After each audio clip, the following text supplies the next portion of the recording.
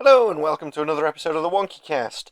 So last weekend I was down in London for the MCM London Comic Con.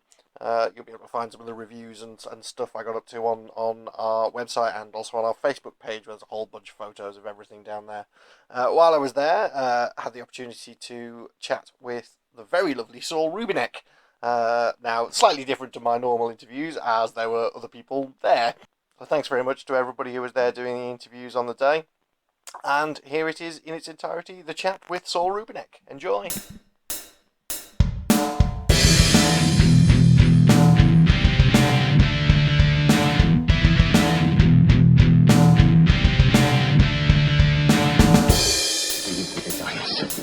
Big fucking gun!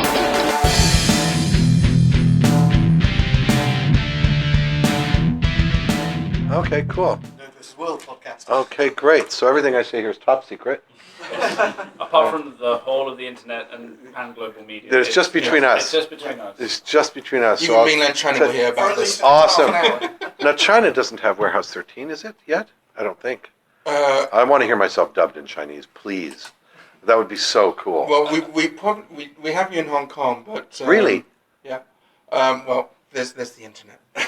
Well, they try to block that, do they? Or am I going to get in trouble for saying that? There's anyway. I'm glad that it's gone all over the world, but it didn't help us from being canceled eventually. But as I say, our fans didn't cancel us, And I have to say, I mean, you guys. Obviously, I'm very old and I've done a lot of different things, but Warehouse 13 was.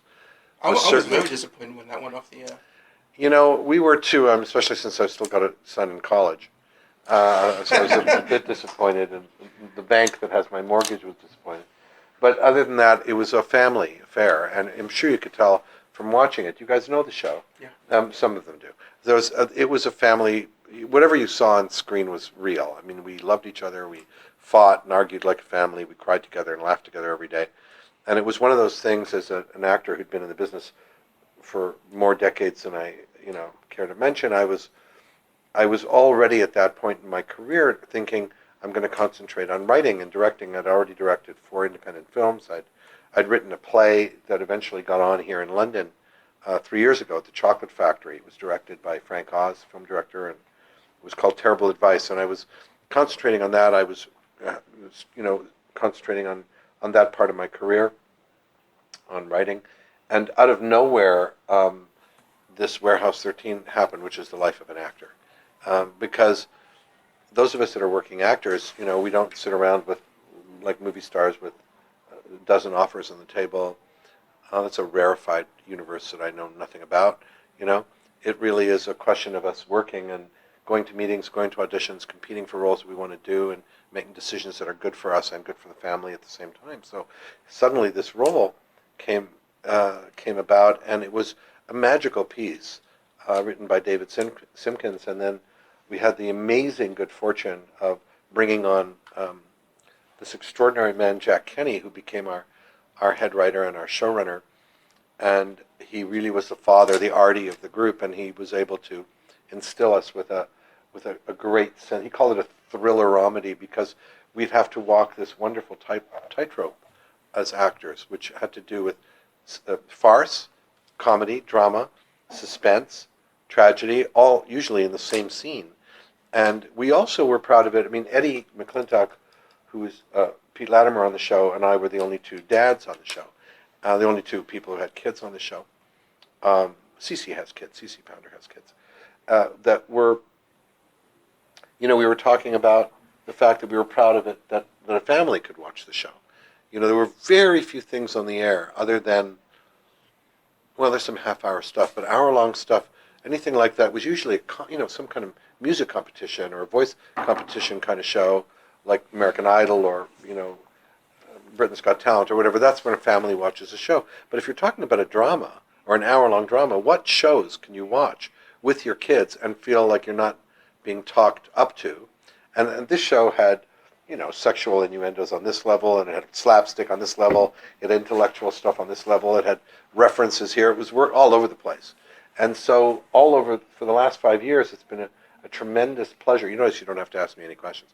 For the last 5 years, it's been a pleasure to have people come up to us and tell us that we're that we made a difference to their families because they could watch it together. That really was moving to me, that's something that we could do for 5 years. I'm thrilled about that.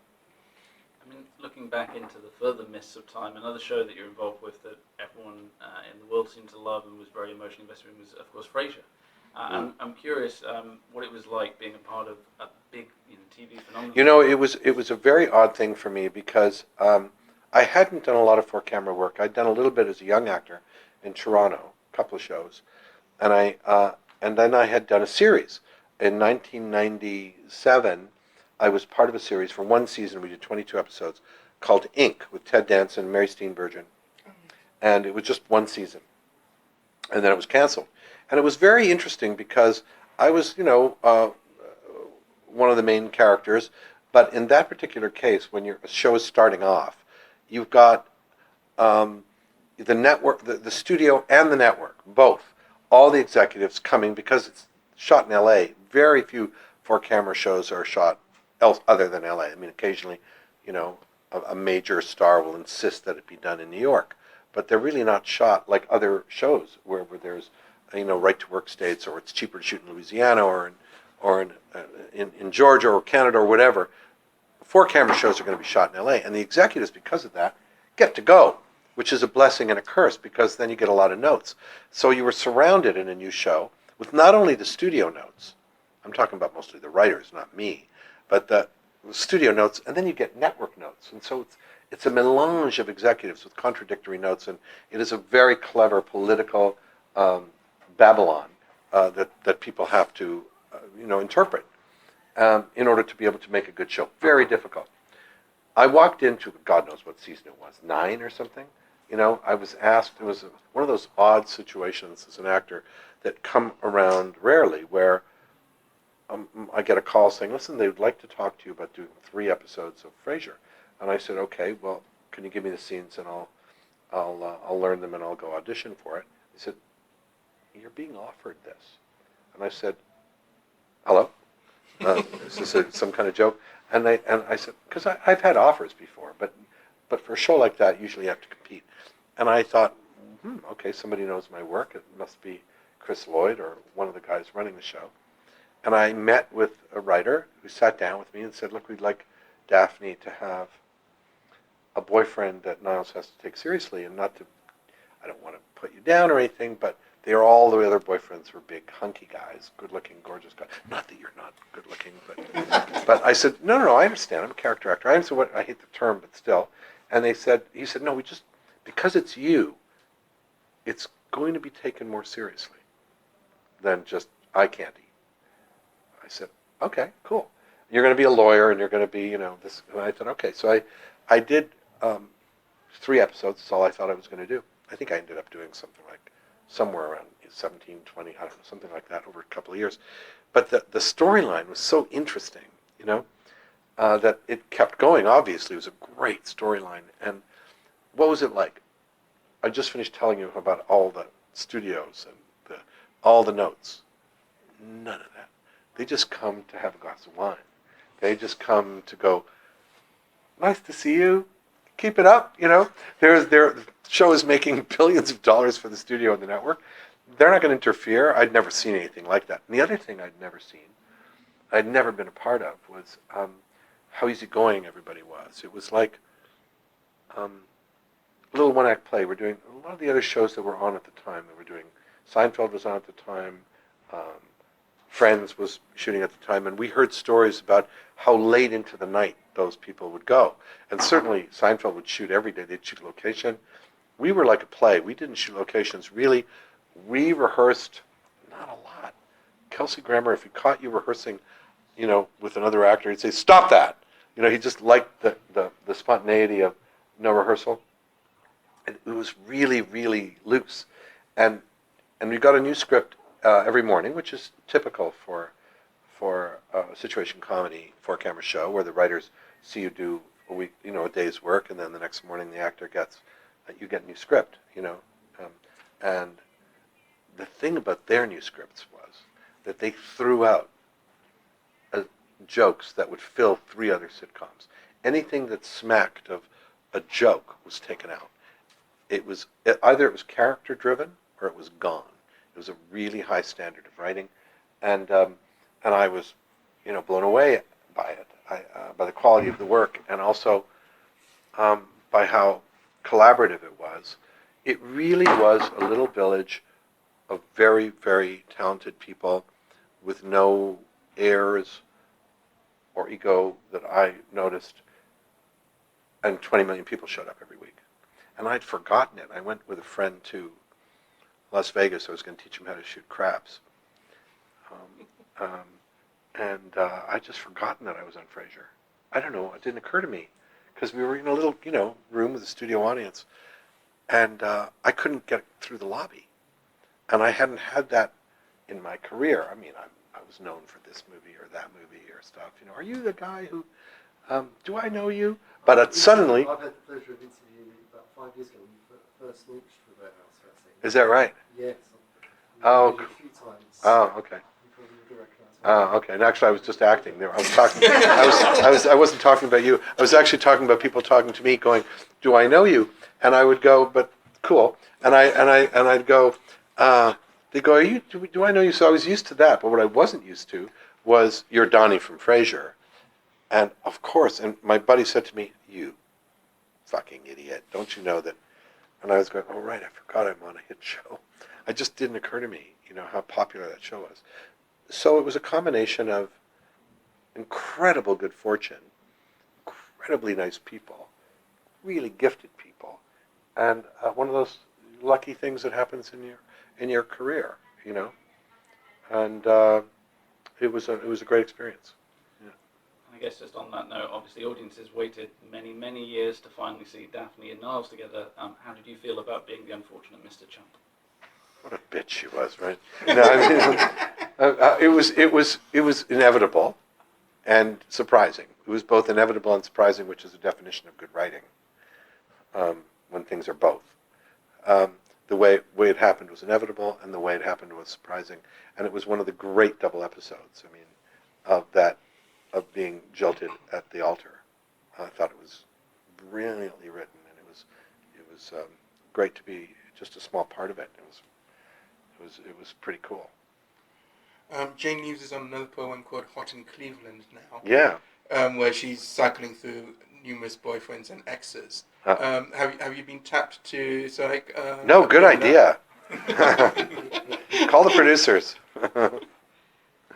Any other questions, guys? Having worked in film, TV, and the stage, do you have a preference? Is there a great love? My first love is the stage. I was 7 years old when I started on the stage, and I probably had almost 20 years before I set foot in front of a camera. I was an actor in my hometown of Ottawa, and then in Toronto as a young actor. And it's a great love, and I certainly was doing it up until the moment when my wife announced that, sit down, we're having a baby. And then at that point, I got asked this question in a panel about, how do you choose your roles, as if I have, 75 roles to choose from. But I do get to choose, and one of the things is that being a dad and thinking about supporting a family is that doing theater, most actors really can't go away from theater if you're lucky, if you've just paid the bills, you'd be fortunate if you're not going to come away with any kind of profit that you can, so it would be a selfish act, in a way, say, well, honey, I'm off to do a play. Good luck with the kids. Hope the mortgage gets paid, but my soul will be satisfied, and I know you'll be happy with that. So that wasn't going to happen, and so I missed it. I think it's probably why I wrote a play instead.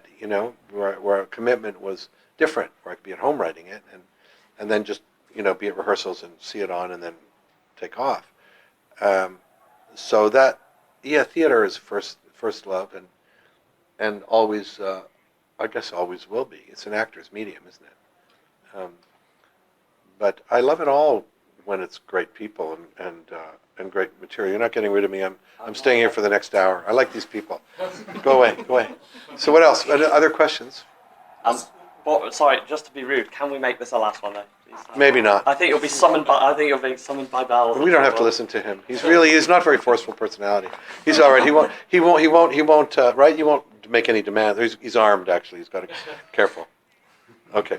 What do we want, guys? Any How was other? it working with Larry David on Curb Your Enthusiasm? It was just one of the most odd situations that I've ever been in my life. I was told I was going to go audition for Larry David. It was maybe, I don't know, was it the second season?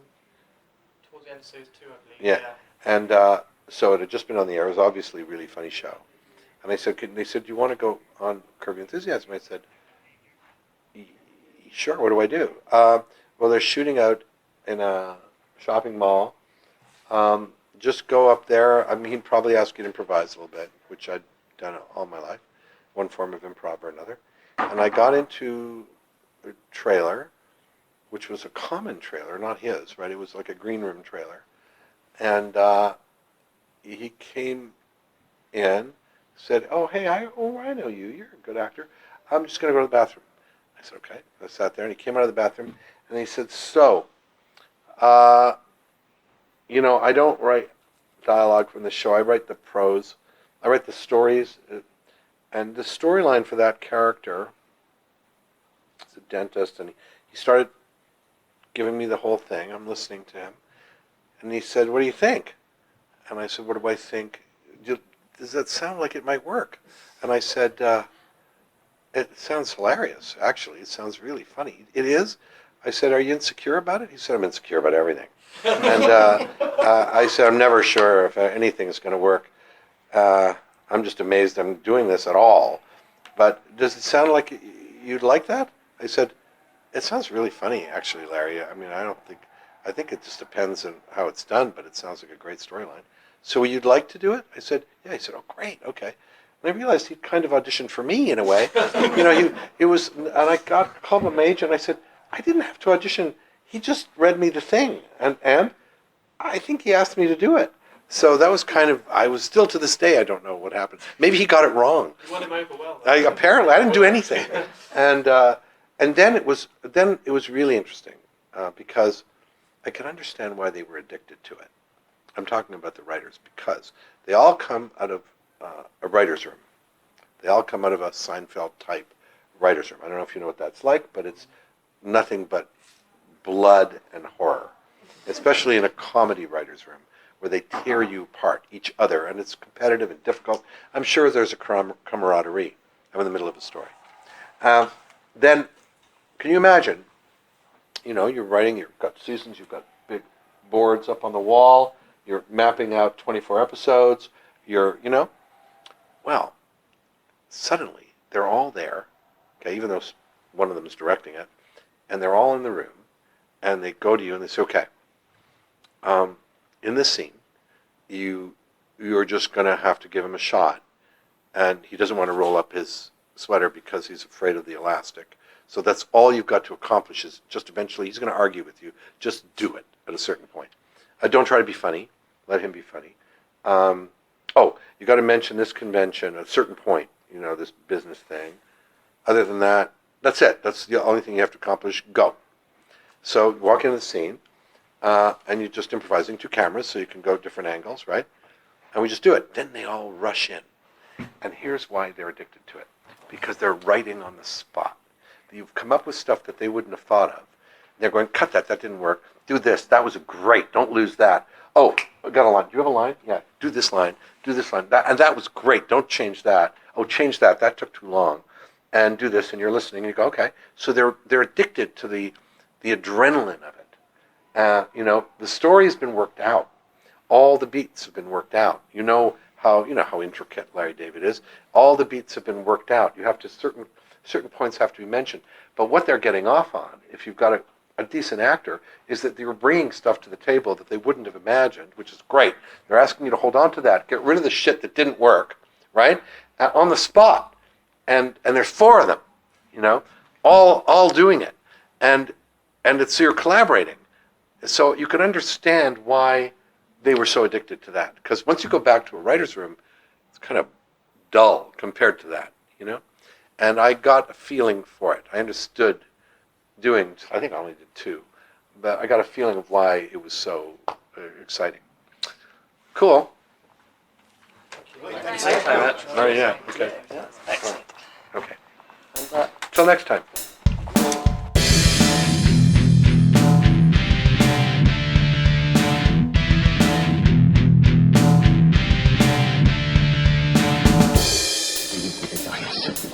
Big fucking gun.